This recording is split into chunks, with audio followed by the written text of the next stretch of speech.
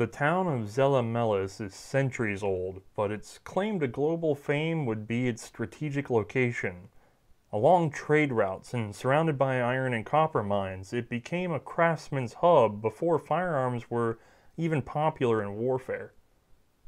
The traditions continued, adapting to new technology, until, in 1908, a little family-owned shop introduced their first pocket pistol. 2 years later, they would attempt a military and police design. Little did they know its service in the coming conflict would make them a household name around the world.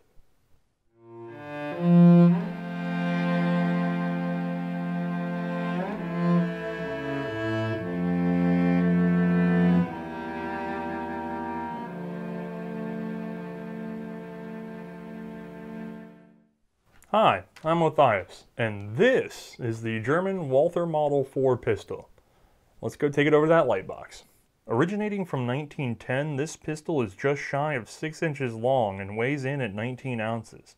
It chambers the .32 ACP cartridge, fitting 8 in its detachable box magazine. It is not a locking action, instead using a simple blowback operation. Alright, let's take a step back and talk a little bit about the founding of Walther. See, Karl Walther founded the company in 1886. Now, he was 28 at the time, and he was making sporting rifles, Schützen. But, yes, he did well for himself, but it wasn't going to be an international concern. That's not the direction of the company at that time. However, he raised several sons, and the eldest, Fritz, he passed his journeyman exams in 1906 and decided, looking at the sporting rifle market sort of caving, that he would go learn some more about the gun industry. He went to Berlin and was working for Lowe & Company when, while trying to make ends meet, his brother graciously sent him 2 pistols that he had acquired in a bankruptcy. Well, Fritz was supposed to sell the 2 pistols, pawn them essentially for money. He didn't. Instead, he became fascinated with them and took them apart repeatedly. He was convinced, looking at the emerging pocket pistol market, led by designs by John Browning at that time, that this should be the new direction for Walther, that it was a growing market. And so he went back and convinced his father that Walther should have their own pistol. And in 1908, they did, releasing their very first model. Now, we're concerned with the Model 4, so let's just run right through the first 3 models and get a little background. Alright, in 1908, Walther begins manufacturing the Model 1. This 25 ACP pistol had an open-top slide with a sort of odd barrel jacket with a front sight on it. It ejects vertically and has a push-button safety, but interestingly, it introduced that sort of exterior trigger bar that we'll see on later models. The very next year, Walther introduces the Model 2. This is again 25 ACP, but it introduces the new closed slide we'll see on so many models to come. Instead of vertical eject, we're on right-hand eject now with a regular ejection port like we're used to. It has a concentric recoil spring wrapped around the barrel, and it has a knurled cap at the front of the barrel that contains that spring and acts as a bushing. It also keeps the slide from being disassembled until it's removed. This also introduces the safety lever on the left side that we're going to see on later models, and these flat slide serrations should look pretty familiar. They're going to turn up again in about 1914, 1915. Overall, very similar in appearance to the Walther Model 4. Some of these would have a rear sight that was actually a loaded chamber indicator, so the rear sight would stay down until a cartridge was loaded into the chamber. Kind of a neat addition. It was an optional, not a lot of these display this. Okay, in 1910, Walther introduces the Model 3. This is their first .32 ACP. It's very similar to the Model 2, but we see our left side ejection, and the knurled nut changes over to a smooth bushing right on the front. That's going to hang over to the 4. This little guy is actually pretty large for the Walther family at that time, and it was designed in order to be a military and police pistol in .32 ACP. Let's get a closer look at some of these features. Right off the bat, you might notice it's a little bit shiny. This is not original finish, or rather it is original in the sense that it hasn't been re-blued, but this guy's gotten worn over the years. He's well used, so he's gotten pretty bright. If we look at the top, we'll get a better idea of what the original bluing should be on these. Just don't expect these to be shiny pistols. This is just the example we had on hand, and it functions just fine. It's just well loved. Now, To be a military and police pistol at the time, the big thing you would do is extend the magazine and you'd extend the barrel. So magazine extension's fine, it's just like we'd expect to be milled out in the frame. But Walther didn't want to spend a whole bunch of money getting a machine just to make one pistol. So they kept the longest slide they could get on their original machinery and then decided to just go ahead and extend it with a little extra piece of metal. Remember we said that the Model 3 had that nice little cap? Well, they took the idea and they ran with it. So now we have a push-style bayonet kind of lock.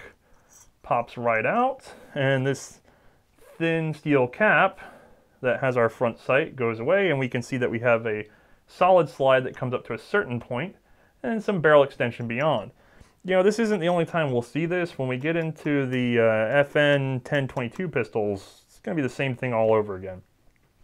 Now, as genius as that is, there's some other things that goes on here. Remember these slide serrations we said come from the earlier model? Well, originally this pistol would have had tight vertical serrations. As the war years crept up, they needed to speed up machine time, so they went back to these nice, easy, quick, flat serrations. And then post-war, the finish kind of goes back to better quality focus and you get nice tight serrations again. So think of these as the wartime serrations and the tighter ones as the peacetime before and after. Patterns vary. You can get a nice book for that, honestly, because that would make for a boring video. Now, other things about this gun, like we said, simple blowback, the sort of odd left side ejection, and if we dump her out, there is a spring bushing that sits right up against the barrel, and then the slide should just lift right off the front. We have a fixed barrel, and for the rest of the details, honestly, we'll get over to an animation. Before we go that far, though, I want to make note of a couple markings. On the slide, we're going to see our Walther branding, but in some cases, you'll actually see Heinrich Krieghoff of Seoul, Germany. It's believed that that marking was done on pistols that were assembled from parts to be sold in export markets. Also, on the left side, trigger guard, in sort of the war years specifically, Walther was having a hard time keeping up with production, and so subcontractors were brought in for parts. Now, there are a number of these, and they are all marked right here, with the exception of the last one that we'll list, which is marked on the other side. And let's just go ahead and get right into those. Well, it looks like a JM actually stands for Emanuel Meffert, FWK for FW Kessler, S&H for Schmidt und Habermann, GR for Gebruder Rempt, GM for Gebruder Merkel, G for HM Goering. The anchor mark actually marks off Heinrich Krieghoff. A lot of people think these are naval, but it's just the sub-manufacturer. AS for August Schuler. And this one's interesting. You'll have sort of a stylized F on the left side and definitely an M and an oval on the right. This has turned out to be Mercedes Büro Maschinen Gesellschaft. And I'm sorry about that pronunciation. Okay, let's take a look at how this thing works. This is a really simple pistol, so we won't be going into a lot of redundant detail. The mag is seated with a simple heel catch. You guys have seen those before. Alright, we'll manually chamber our first round, then pull the single action trigger to fire. Let's take a slower pass. This time, watch the trigger move the trigger bar, which in turn pushes back the sear, releasing the hammer to strike the firing pin. There's no locking action here, so that slide comes straight back. It's working against the recoil spring that's wrapped around the barrel, which will return it forward. The safety is fairly simple. It has a notched rod that, when turned, prevents the sear from tipping, and therefore it cannot release the hammer. While we clear the rest of the magazine, note how the slide pushes down on the trigger bar to reset the trigger. This is semi-auto only. If the trigger bar does not align with the milled section inside the left side of the slide, the trigger cannot affect the sear, and so this prevents out-of-battery fire.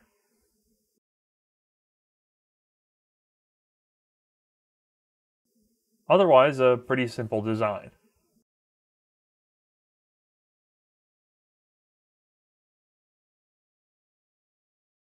Alright, let's hand this off to Mae.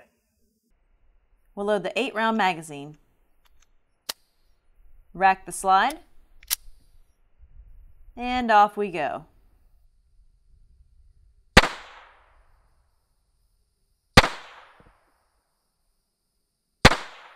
The left side safety can be operated with one hand.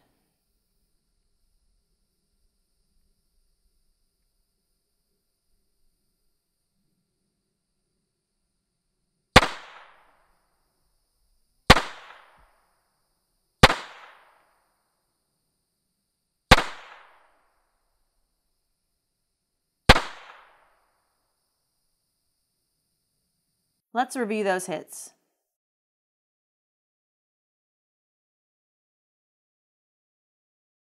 And back to Beardy.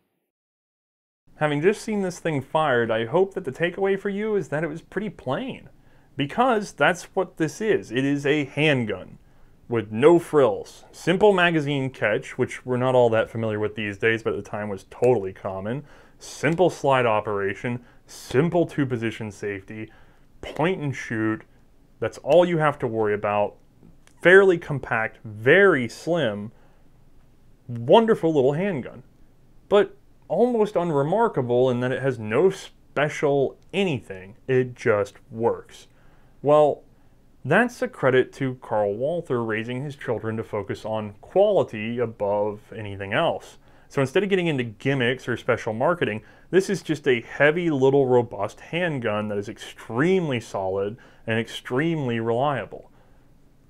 That also extends to other things as well, though. There's a story that Fritz Walther snuck himself into one of the state arsenals back when the state was trying to get private concerns to manufacture parts for special things like machine guns.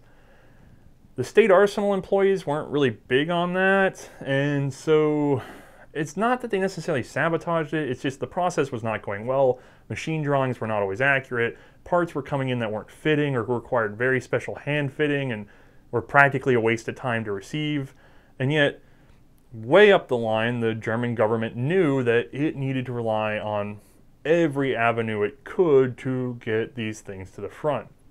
Well, here comes Carl into one of the factories and 9 o'clock at night when everybody's gone. And he's poking around looking at the machines when he's interrupted by one of the engineers. They get to talking and he kind of, has his way about him and looks around, gets a good feel for it, goes home, and then next thing you know, he's delivering a series of, lock work for an MG0815, and for the first time ever, it's just worked perfectly right out the box. So the brass is excited, and Walther ends up flush with extra cash because now they're assembling parts other than these handguns for the war effort. This turns out to be great because it leaves them with a lot more to work with when we know what's coming in 1918. You see, most of the arms industry collapses, but Walther just sort of shrinks. It's not great, but remember, this gun, especially is a good sign of this, they didn't invest in the extra machine to make the perfect slide. They kept the original machine. They were frugal. And so they are still set up to be a commercial manufacturer, which means that once they are no longer producing military arms, they still have that, albeit small trickle, they still are perfectly tuned to the commercial market. And so they weather the interwar period. More importantly though, because of the reliability and the quality and even the, modern, I know it's hard to say 100 years later, but at the time this is a very modern looking pistol, they stand out from the pocket pistols or smaller 32 ACP pistols of the war. I mean, this thing is the height of design. And so Walther reaps that benefit. They have a beautiful name in the market. And so that too puts them in a unique position to bring back military designs as soon as Germany's back into a war. And so we'll see things like the PP, PPK, and P38 all coming from this creative and quality-focused factory who managed to weather one of the worst periods for arms development in the worst country to weather it. That's fantastic. And it's all because of this little guy. The rest, yes, they help, but this is the thing that keeps them as a military concern. All right, enough bragging about the beauty of the Model 4. let's get Mae's opinion on how it actually shot. One long game of musical chairs later, we have Mae with us. You are the shooter. I'm going to hand you this. Thank you. And let's get your impression, starting with, I guess, just give us a sense of the heft of this thing, the feel of this thing. You know, as far as pistols go that we've shot, so far this one's been the easiest for me. It's very light, very small, simple, thin gun, fits easy in my hand. Everything about this gun it fits right with me. Yeah, the Walther 4 is fairly small, and we kind of think of it as a tiny 32 ACP pistol, thinking back. But remember what we said earlier, this comes from a family of even smaller guns. This is the big one at that time. This is the military and police version. And it still fits in my palm, and it barely sticks out of Mae's. So it is fairly handy, very compact. Now, the one thing is, it is all steel, so it definitely has some heft to it. It's not completely light like a plastic pistol. All right, so what about the action, the handling of the gun, slide, mag, that sort of thing? Now, I know they made the serrations bigger on the slide for this gun just as a time saver, but it actually makes the slide a lot easier to function, in my opinion. And then we're moving on to the trigger. It's kind of muddy, it's a little bit soupy in there, but I think that's probably because of the bigger trigger bar in there. Granted, I'm not an engineer, so what do I know with that? And then looking on the safety, now for World War I, this was not an unusual safety, and actually out of all the guns that I've shot, this one's pretty easy to maneuver one-handed. Granted, I have to move my hand around, I have to move it off the grip, but that's not that unexpected for back then. Now, for the magazine, I don't like heel releases. I never have really liked them. But for this one, the spring on the mag release is actually pretty easy to maneuver, and they put this nice little tab on the bottom of the mag that makes it easy to pull out. Yeah, remember, we're talking about 1910, not even 1914 when this thing's released, so there's going to be some older features. At the time, mag retention was important, so we have a heel release. We knew about push-button mag releases earlier, but, you know, in military context, people didn't want them because it was just another thing to lose or get dented. Dented is a big problem. If you drop your mag and it hits the ground and it messes up a feed lip, boom, gun's out of operation. The Russians are going to have something to say about this later, but that's, again, another episode. Okay, let's go ahead and take one final look at this gun. Give us your impression of actually shooting, sight picture, that sort of thing. I actually really like the sight picture on this gun. The sights were easy, simple to read, and recoil on it wasn't that unexpected. I mean, it was a little bit snappy, but I've shot a lot worse out of what we shot so far. All right, classic question, and I feel like I might know the answer given that it is a 32 ACP, but I gotta ask, would you carry it into war? Don't get me wrong, 32 ACP I really don't see as a good defensive round. But I would actually take this into war. My grouping was incredibly tight. This was, out of all the guns we've shot so far, the easiest in terms of functionality. It worked for me. We had no failures to feed, no failures to eject. This was a very reliable gun. I would take it with me to war. Yeah, I'd like to point out that the shots that we showed were Mae shooting one-handed as you would at the time, and she's got a lot of other things on her mind, like trying to get the shot just right, and still it was a good grouping. We also shot away from the camera, two-handed like we're used to, and let me tell you, I think she drilled a hole the size of a quarter at 30 feet. It's a beautiful, beautiful service handgun, and I think Walther really knocked it out of the park. Like we said, this sets him up for years to come. Alright, coming away from the Reichsrevolver, I think we're feeling good to see a real strong military pistol now. That's really about it, though, for the episode. There's not a lot of bad stuff to say, except for we did have a little extractor pin back out on us. It might be just this model. I don't think it's all that indicative. Alright, going forward on these episodes, I want to make sure that I say this now. We will now be adding all the extras and updates and announcements at the end of the credits, where you'll see me turn back up, maybe in a different outfit, maybe the same one if I didn't do any laundry. But it's just going to be a way for us to film further ahead of time because honestly, this takes quite a bit of editing. Thanks for joining us. Yeah, thanks guys.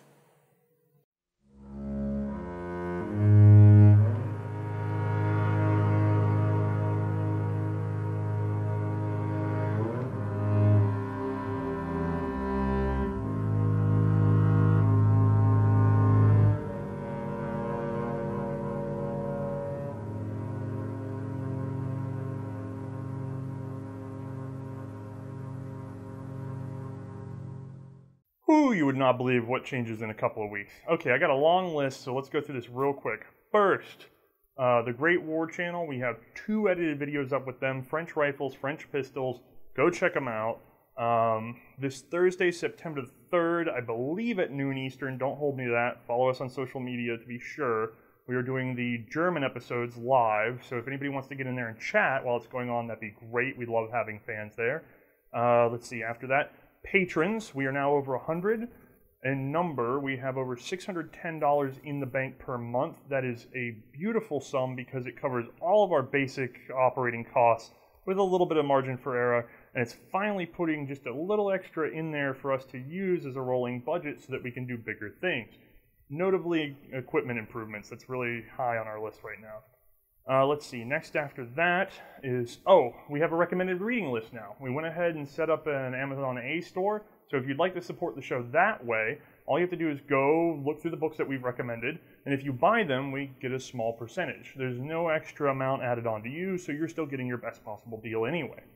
For all of that stuff, I want to thank you all right now for that financial support. We cannot do this show without it. It is absolutely necessary, and we appreciate it. And we hope that we're producing the kind of content that you want to see. That really makes us feel good. On that note, the final challenge for all of you is to just grab one other person to watch the show. We just want to make sure our numbers are moving up. We want to make sure we're reaching more people because we are starting to see collectors and museums reaching out to us with more pieces that we might be able to use. So we may even have a road trip in the near future to get some more exotic things in front of you guys. And that's always great. Remember, it's not just money that powers this. We also have to have access. And we get that by, we get it by being personally responsible for the pieces and doing our research and trying to be professionals, but we also get it from you guys and the good word of mouth you provide us. So thank you so much. All right, that's enough of a rush. I'll see you guys on the next video. Thanks.